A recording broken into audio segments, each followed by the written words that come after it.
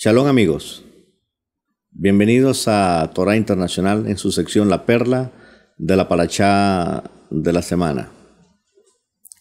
La porción que hoy nos toca comentar de la Torah reviste, a mi parecer, una de las porciones más importantes del libro de Vayikra, del libro de Levítico y de la Escritura en general, pues apunta claramente al Mesías en el punto que mencionaré en breve.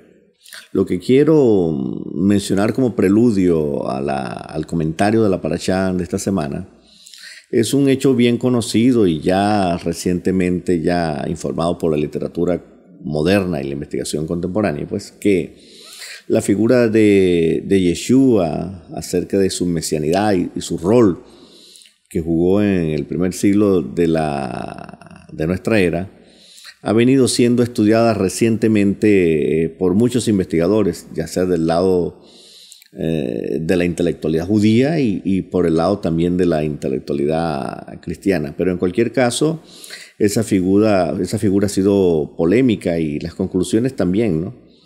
El punto que quiero destacar es que ha ocurrido un cambio en cuanto a la percepción de la figura de Yeshua.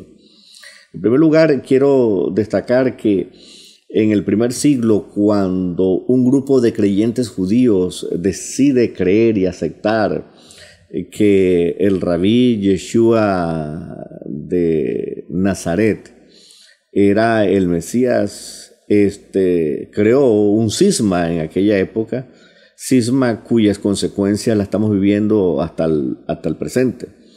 Y aquellos hombres llamados Pedro, Pablo,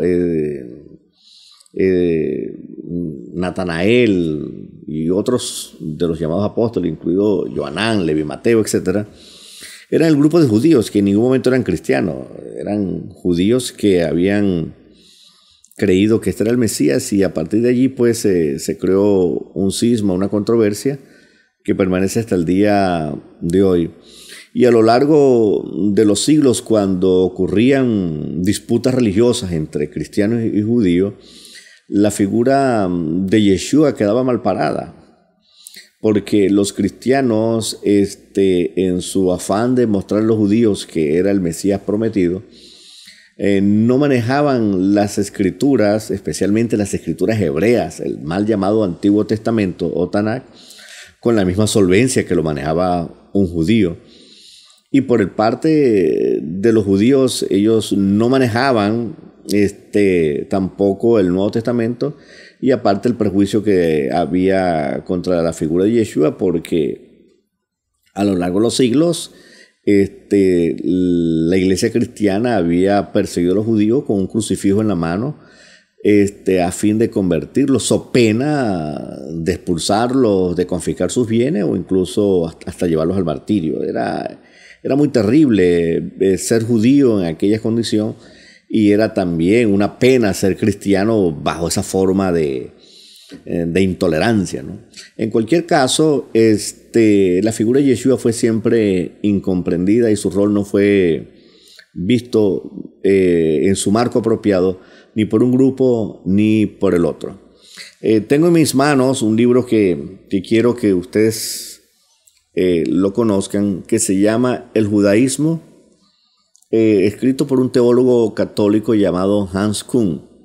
Este libro lo recomiendo ampliamente, pues ha ocurrido un vuelco notable en la erudición católica en cuanto al hecho de que ahora hay una nueva percepción de la forma como la iglesia cristiana actúa en los siglos anteriores. Y este intelectual, que ha sido un disidente histórico dentro de la iglesia católica moderna, ha escrito este libro con la intención de abrir un panorama nuevo para ver al pueblo judío desde una óptica más renovada, más fresca, que permita un diálogo judío-cristiano más amigable, no controversial, polémico o incluso perseguidor como en los tiempos de la Edad Media.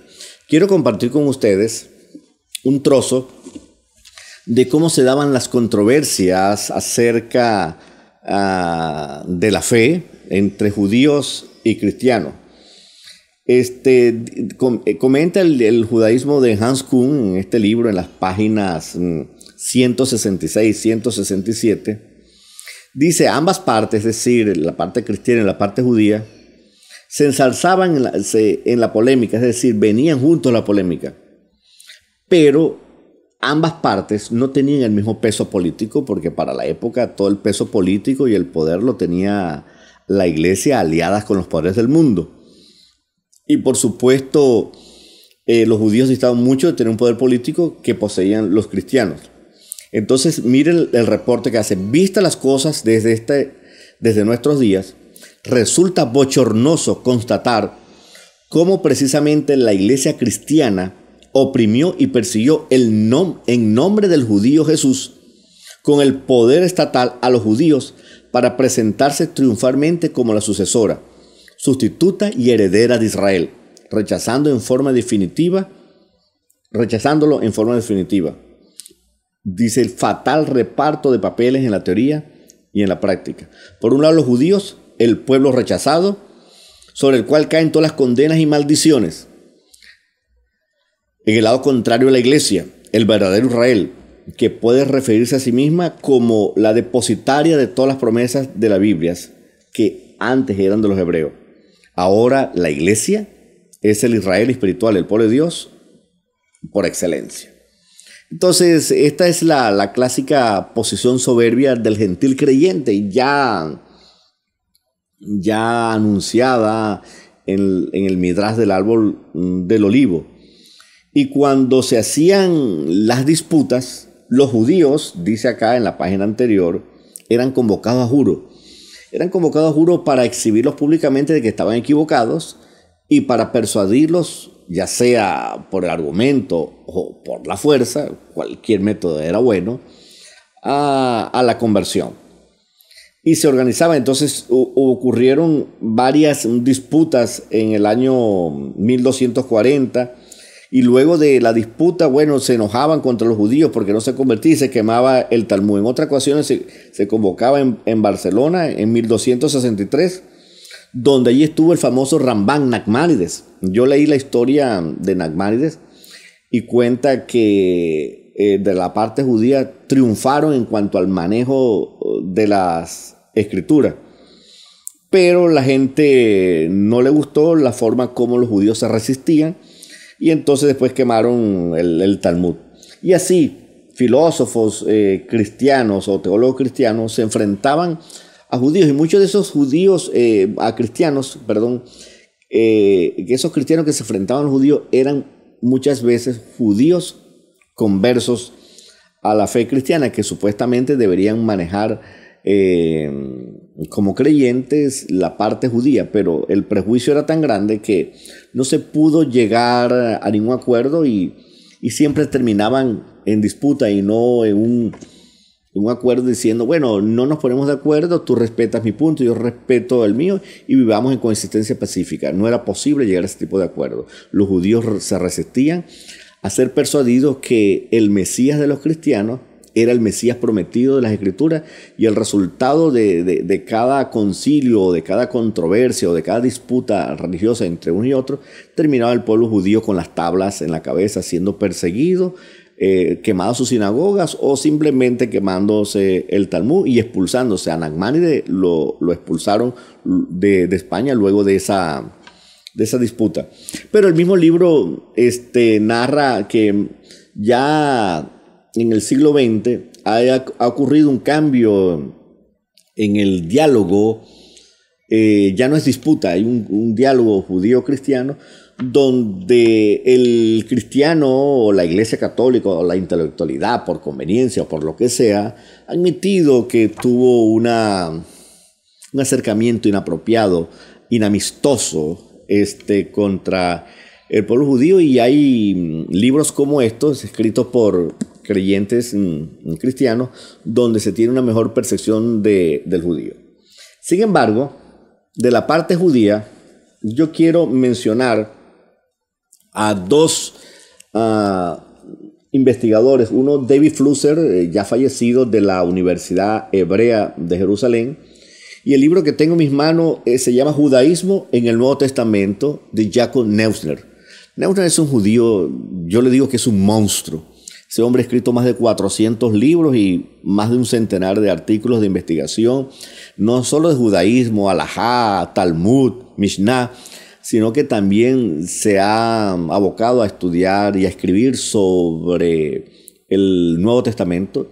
Y en este libro él muestra una percepción distinta a la percepción típica del judío tradicional prejuiciado contra Yeshua, como se encuentra en algunas partes del Talmud, o como se han encontrado en muchos libros y literatura rabínica a lo largo de los siglos.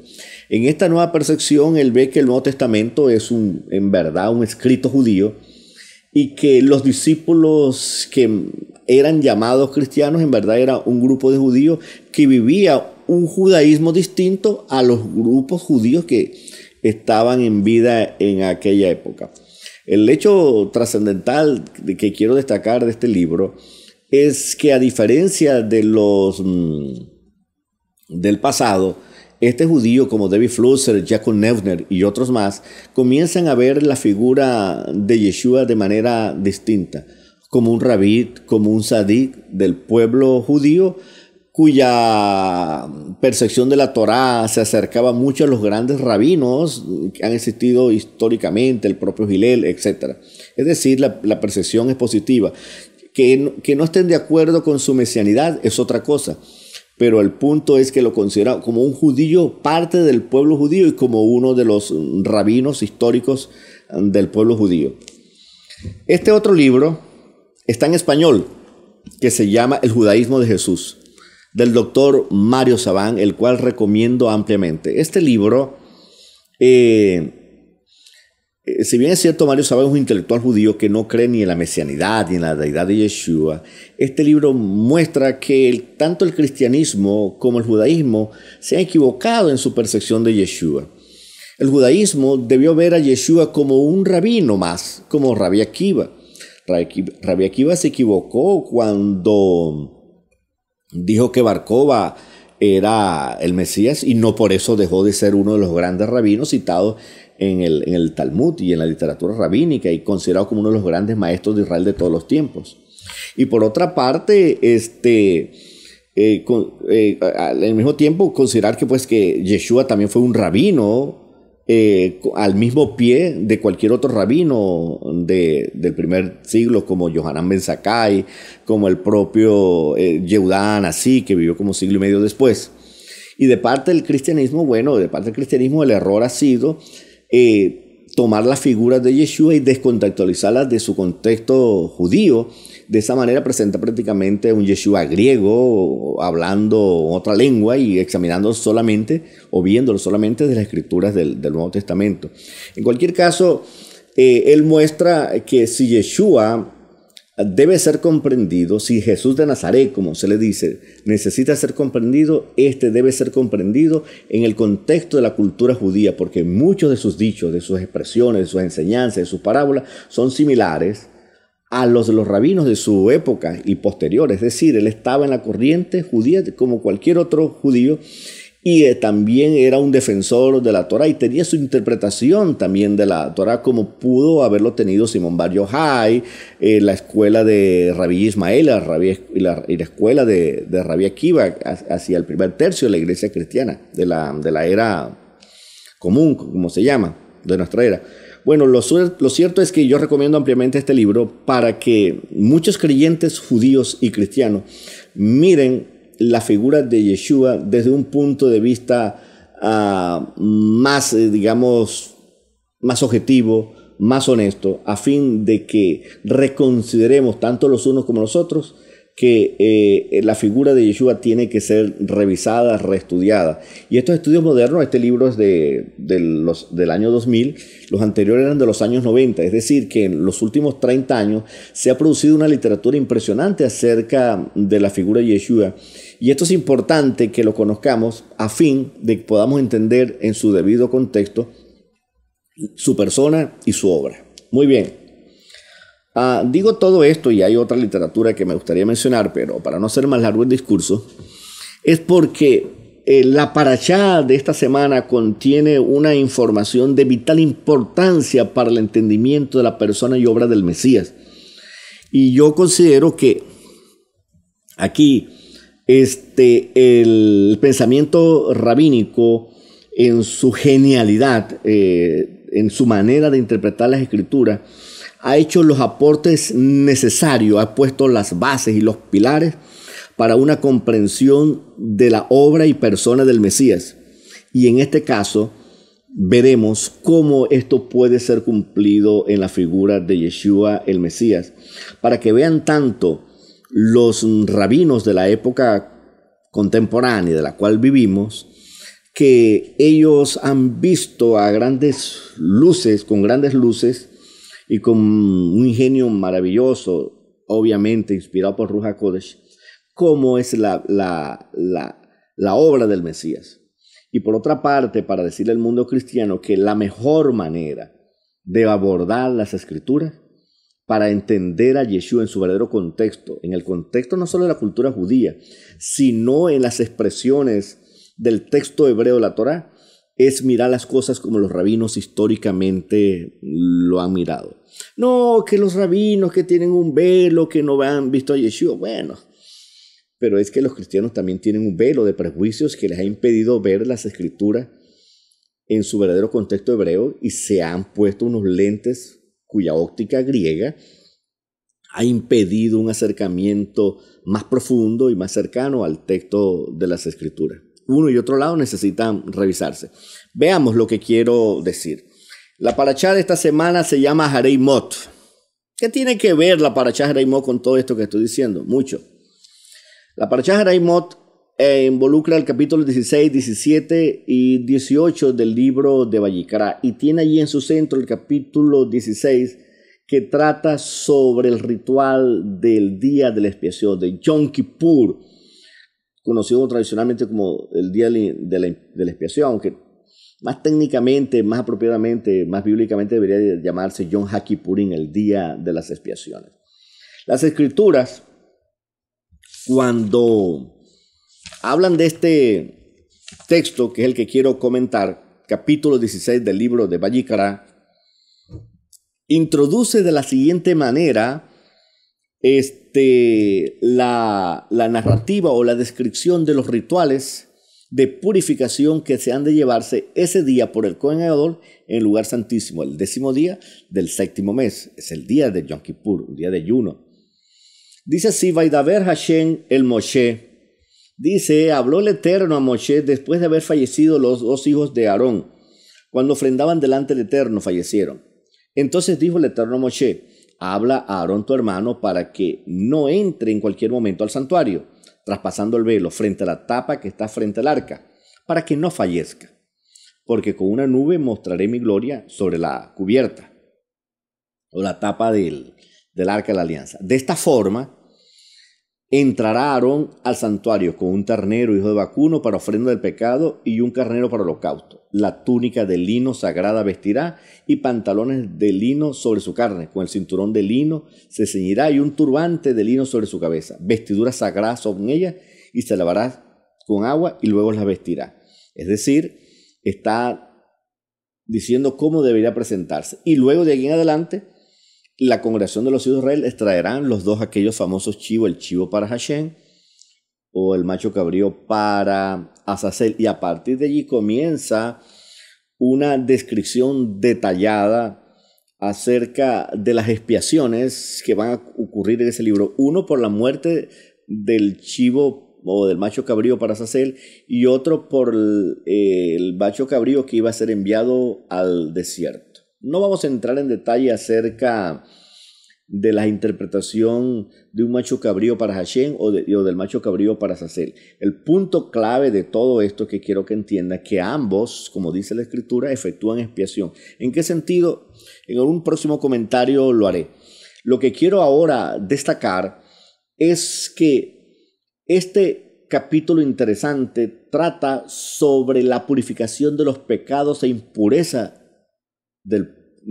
que han contaminado el santuario Y eso se han contaminado a través de los rituales de expiación que ha hecho el pueblo de Israel al transferir la sangre. Ahora, el Eterno ha comisionado un día para que el santuario, que ha sido objeto de todo el tráfico de sacrificio, sea purificado de los pecados y la impureza de Israel, porque llevaba allá los animales respectivos según el pecado correspondiente, según la impureza que estaba estipulada en la Escritura y que hemos visto en los capítulos anteriores. Se hacía un sacrificio, se transfería la sangre al santuario, pero al mismo tiempo que expiaba el pecado, contaminaba el santuario porque era producto de la falta del hombre, y así se acumulaba durante el santuario. Y el Eterno había destinado un día, el 10º día del 7º mes, a fin de purificar al santuario, lugar de residencia del Eterno. Tan pronto se hacía eso, ese día el Cohen Gadol, con todo este ritual con lujo de detalles, proclamaba a Israel y al santuario limpio de toda contaminación. De esa manera Israel quedaba renovado cada año. El punto ahora es que los jajamín se preguntan, porque han notado, y es obvio en el texto hebreo, por qué la Torá preludia o da como parte introductoria a la descripción del ritual de expiación de Yom Kippur la mención o el relato o el episodio de la muerte de Aarón, que ya estaba en el capítulo 10, que ya mencionó. Ya eso se mencionó. ¿Por qué lo menciona ahora? Justamente de eso habla el versículo 1 al versículo 2. Preludia eso. Mira, dile a Aarón, a tu hermano, que no entre en cualquier momento al santuario. Claro, ¿cuál es el punto? Que entre los errores cometidos por esos jóvenes, que ya vimos en el capítulo 10, un poco de vino, fuego extraño, también se atrevieron, según se infieren acá y los infieren los jajamín, que también se atrevieron a entrar al lugar santísimo sin haber consultado antes a Moshe, sin haber consultado antes a Aarón y sin los preparativos correspondientes y sin los vestidos correspondientes. Entonces, por eso dice acá, de esta manera Aarón, se le recomienda que no entre en cualquier momento, y cuando vaya a entrar solamente tiene que entrar el 10º día del 7º mes. Entonces, recuerden que la muerte de esos muchachos ocurrió el 1 de Nisan, cuando se inauguró el santuario. Y lo que está hablando acá es del 10º día, del día de la expiación. Entonces, lo que quiere mencionar que ese 1 de Nisan, ellos no tenían que entrar. Ellos tenían que entrar el 10º día del 7º mes, pero ni siquiera ellos debían entrar. El día que debían entrar era el 10º día del 7º mes y era el Cohen Gadol, vestido de la manera que describe la Torá y con los rituales correspondientes a los machos cabríos que aquí viene a explicar con lujo de detalles. Entonces, aquí lo que se infiere es que la Torá, dicen los jajamín, está proporcionando un dato adicional en cuanto al pecado de estos jóvenes. Entonces, ¿y por qué no lo mencionó antes? Porque los habían notado, bueno, es que este relato que está acá es la continuación natural que debe haberse dado en el capítulo 10 y narrado allá. ¿Pero por qué lo narra? Porque parte de la información que debió haberse dado allá, Moshe la traslada para acá, porque parte de esa información tiene que ver con el hecho de que ellos se atrevieron a entrar al lugar santísimo.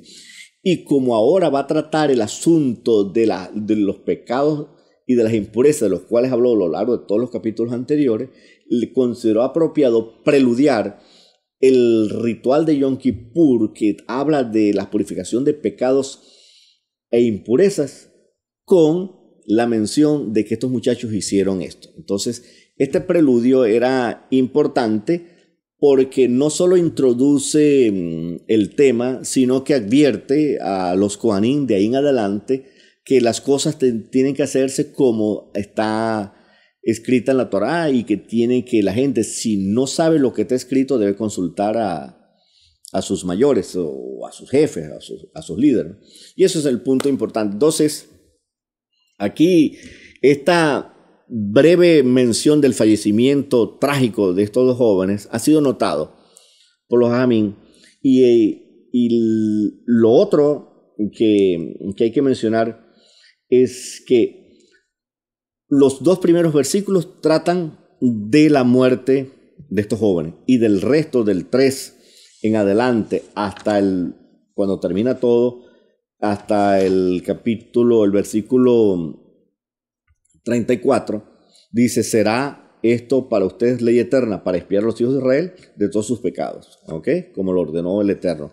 Es decir, del 1 al 2, el episodio de la muerte, y luego con todos los rituales correspondientes a Yom Kippur del 3 al 34. Esto es lo que se llama una yuxtaposición. Esta yuxtaposición es de una naturaleza totalmente distinta porque yuxtapone un episodio histórico con un ritual. A veces hemos visto yuxtaposiciones de textos o de misbot, pero esta es distinta y es muy fuerte. Es un episodio histórico con un ritual. ¿Qué tiene que ver? O sea, ya lo explicamos. Moshe se aprovecha del hecho de que estos muchachos entraron en el lugar santísimo para luego describir el ritual del lugar santísimo aquí en el capítulo 16, porque ya habló de los pecados y las impurezas. Y este ritual purifica a Israel de esos pecados y esas impurezas. Ya está explicado. Pero ahora los jajamín, bajo el principio de la yuxtaposición, derivan o hacen una inferencia adicional. Esta yuxtaposición tiene una enseñanza. Y mira la enseñanza que tiene. Es muy claro que la estructura narrativa del texto hebreo revela una yuxtaposición de un episodio histórico con un ritual. Ha colocado en cercana proximidad, dos porciones radicalmente distintas en contenido. Esta disparidad textual es uno de los rasgos distintivos de la narrativa de la Torá, y los jajamín, a partir de esta particularidad, han inferido un principio de exégesis según el cual la yuxtaposición de textos distintos en contenido señala que existe una conexión esencial entre ellos, la cual debemos averiguar. Este principio de superposición o de porciones discordantes es invocado en el Midrash y en el Talmud en numerosas ocasiones, y ahora vamos a apelar a él citando las escrituras rabínicas. Voy a citar el Midrash Vayikra Rabá 20:12, que es parte de mi biblioteca. Midrash Vayikra Rabá 20:12. Lo que voy a mencionar los traje de este libro. Dice el libro de Vayikra lo siguiente, pero antes quiero que note lo siguiente. El libro, este libro va a invocar dos yuxtaposiciones de la Torá. O sea, no solo la yuxtaposición de la cual estamos tratando, del fallecimiento de los hijos de Aarón con el ritual de Yom Kippur, va a invocar otra más, relacionada con la muerte de Miriam, y porque ambas tienen la misma exégesis, la misma interpretación, tienen contenidos similares. Dice así el Midrash Rabá 20:12, que he tomado de este libro. Rabbi Abba ben Abina preguntó: ¿por qué la sección que registra la muerte de Miriam está en cercana proximidad al ritual de la ceniza de la vaca roja? Y miren la genial conclusión rabínica.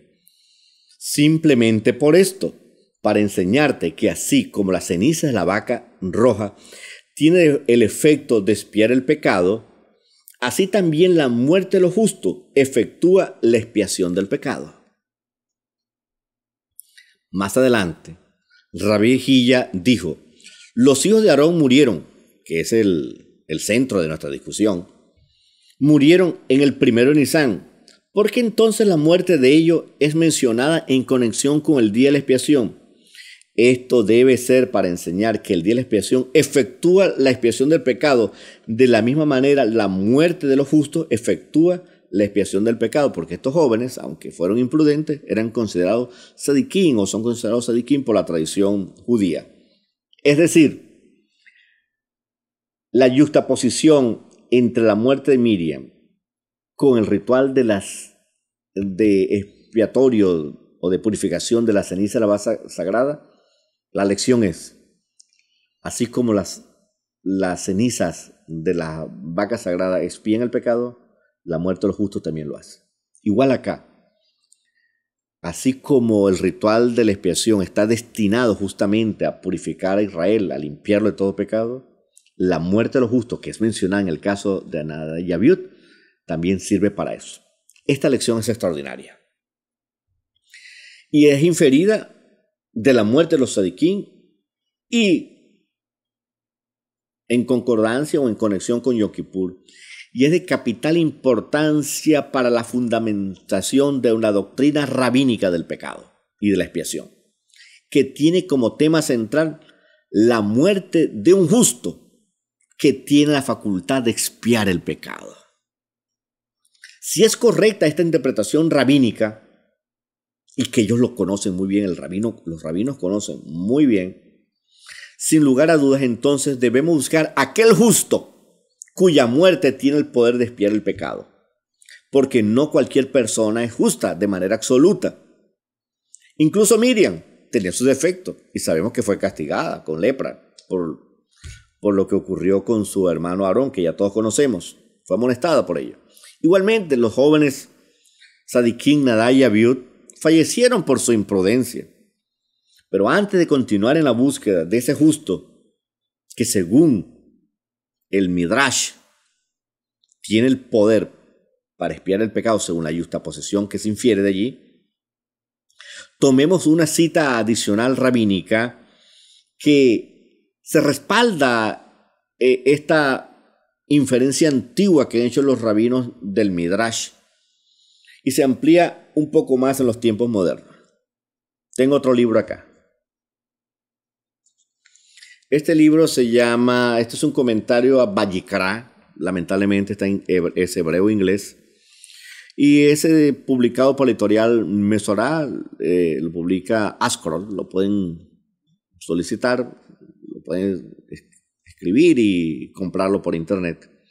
Escrito por unos rabinos de nombre que tengo por acá, unos rabinos ortodoxos se llaman Noison Sherman, o sea, Nathan Sherman, y Hesh Wolburn, me perdonan la pronunciación, y publicaron un extraordinario comentario al libro de Levítico. Lo que quiero comentar del libro de Levítico se encuentra acá, en la página 284 de este extraordinario comentario al libro de Levítico sobre el capítulo 16 que estamos tratando y que tiene que ver con lo siguiente.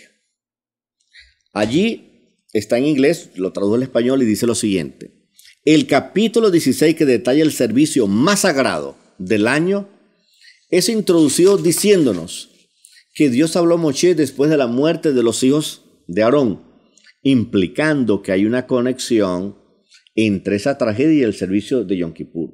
Más adelante el libro cita al tratado talmúdico Yomá del Talmud Yerushalmi, el cual llega a la misma conclusión que tiene el Midrash Vayikra Rabá que existe antes, y dice así: ¿por qué la muerte de Nadab y Abiú es mencionada en conexión con el capítulo del servicio de Yom Kippur? Y dice así: porque así como el servicio de Yom Kippur trae expiación, así también la muerte de los justos trae expiación. La misma enseñanza.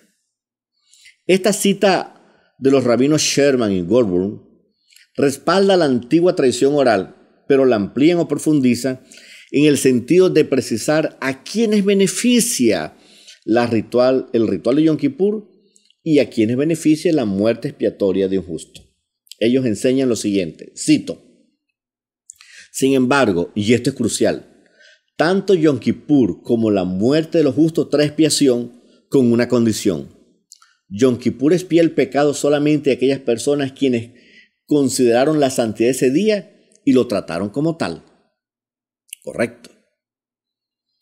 Y aquellos que simplemente se abstuvieron de comer y trabajar, pero sin la dimensión espiritual de arrepentimiento genuino que debe acompañar el ayuno, no encontrarán expiación el día de Yom Kippur. Similarmente, aquellos que no honraron a los justos en vida no se beneficiarán de su muerte. Yo he escuchado muchos rabinos modernos de la línea llamada de los antimisioneros, entre ellos Tobias Singer y algún otro, que han retado a la interpretación tradicional cristiana y del judaísmo mesiánico moderno en cuanto a que Yeshua no podía expiar pecado. Caballeros del mundo judío, estimados y geniales rabinos de todos los tiempos y modernos, mi respeto para ustedes. Las escrituras hebreas, las cuales han sido interpretadas por ustedes, dicen que un justo puede expiar el pecado. Y cuando uno lee todas las escrituras judías, y cuando digo todas las escrituras judías, menciono desde Génesis hasta Apocalipsis, porque el Nuevo Testamento es un documento judío con toda la ley, porque como dice Jacob Neusner, es un judaísmo tan válido como cualquier otro judaísmo del primer siglo. Las escrituras judías solamente mencionan dos personas que son conocidos como Hasadik, Yosef Hasadik y Yeshua Hasadik, del cual el primero es una alusión al segundo. Yosef Hasadik con su obra salvó al mundo de su época, y Yeshua Hasadik con su obra salvó al mundo de todos los tiempos. La idea central o la lección central que aprendemos de acá, y como rectamente han enseñado los rabinos, es que un justo puede expiar el pecado de todo Israel. Así lo enseñan los rabinos. Pues este justo ya vino, es el Mesías, es Yeshua. Él es el escogido de Dios. Y ese justo murió por todos los pecados de los judíos y de los creyentes cristianos que se han acercado a Él por la fe en su sangre. Así que la disputa histórica y las controversias que se han dado entre judíos y cristianos no han sido dados en el terreno correcto. Tienen que ser dados en el terreno judío. Si un judío debe ser persuadido de que Yeshua es el Mesías prometido, debe ser Yeshua colocado en el contexto judío como lo he colocado yo modestamente en el comentario a esta parashat. Efectivamente, así como el ritual de Yom Kippur efectúa o trae la expiación del pecado, así un justo lo trae. Esa es la conclusión rabínica. Yeshua se presentó ya en el primer siglo de nuestra era y murió como el Mesías. Un justo muriendo por los injustos, como dice también en los evangelios, en Pedro. Por lo que, ¿qué aprendemos de acá? Aprendemos de acá que el mundo judío ha puesto en bandeja de plata la interpretación para legitimar que Yeshua, en efecto, es el justo que trae perdón, expiación y vida eterna y la oportunidad de morar en el mundo venidero a todos los hombres que crean de todo corazón que Él es el Mesías prometido en la Escritura. Yo invito a los rabinos a un diálogo amistoso. Si alguno quiere conversar conmigo, yo estoy dispuesto a hacerlo. Por televisión, en vivo, en directo, donde quieran. Yo estoy dispuesto a ir a hablar con los rabinos y mostrarles que el Mesías lamentablemente ha sido mal presentado por el mundo cristiano en su mejor afán, en sus mejores luces. Han tratado de persuadirlos a ustedes que Él es el Mesías. No han logrado ese objetivo. Muy poco lo han visto. Del lado judío, queremos que entiendan que les apreciamos. No me coloco de un lado y del otro, me coloco del lado del Mesías, el Sadik, Yeshua, que expía el pecado del mundo.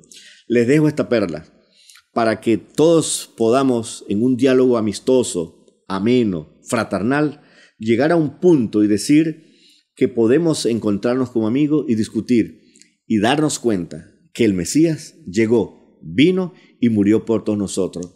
A ese Yeshua que ha sido secuestrado de manera lamentable por la cultura católica, y tengo que decirlo con toda responsabilidad y con todo respeto, y que ha sido mal presentado en un crucifijo para perseguir a los judíos, ya tiene que ser cambiado. El judío tiene que quitar ese prejuicio, ese resentimiento hacia el pueblo cristiano y mirar las cosas en la luz que yo he mostrado. Él es el Sadik.